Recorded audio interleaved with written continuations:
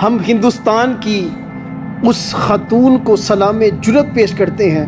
کہ جس کی غیرت ایمان کے تقاضے نے ہمیں اسلام کے اس پیغام کو دیکھنے کا موقع عطا فرمایا کہ کم من فئۃ قلیلۃ غلبت فئۃ کثیرۃ باذن اللہ، کہ بہت سے چھوٹے گروہ ایسے ہوتے ہیں کہ جو بڑے بڑے گروہوں پر غالب آ جاتے ہیں۔ ایک طرف ہندوستان کے دندناتے ہوئے اپنے معبودان باطل کو جو ہے وہ اس کا نعرہ بلند کرتے ہیں، اور دوسری طرف ایک خاتون ایک اسلام کے شعار کو سر بلند کرنے کے لیے اپنے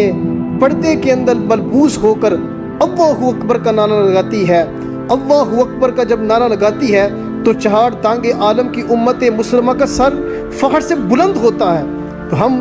ایسی خواتین کو ہم سلام جرأت پیش کرتے ہیں کہ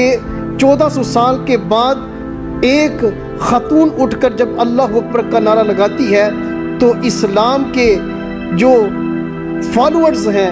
اسلام کا نام لینے والے، ان کے دلوں کے اندر وہ آواز جو ہے وہ چیرتی ہوئی ان کے ایمان کی حرارت کو جو ہے وہ حمیت بخشتی ہے، اسلام کے اندر ان کو جوش و جذبہ پیدا کرتی ہے۔ تو ہم ایک طرف سوچتے ہیں کہ صدر اول کی خواتین کے اندر کیسا جوش ہوگا کہ ان کی چادر تطہیر کے صدقے آج بھی اسلام کے ساتھ مخلص خواتین جو ہیں جب اللہ اکبر کا نعرہ لگاتی ہیں تو وہ اسلام کے تحفظ کا تقاضا کر کے اپنے حقوق کو جو ہے وہ چہار دانگ عالم کے اندر وہ سر بلند کرتی ہیں۔ دعا اللہ کریم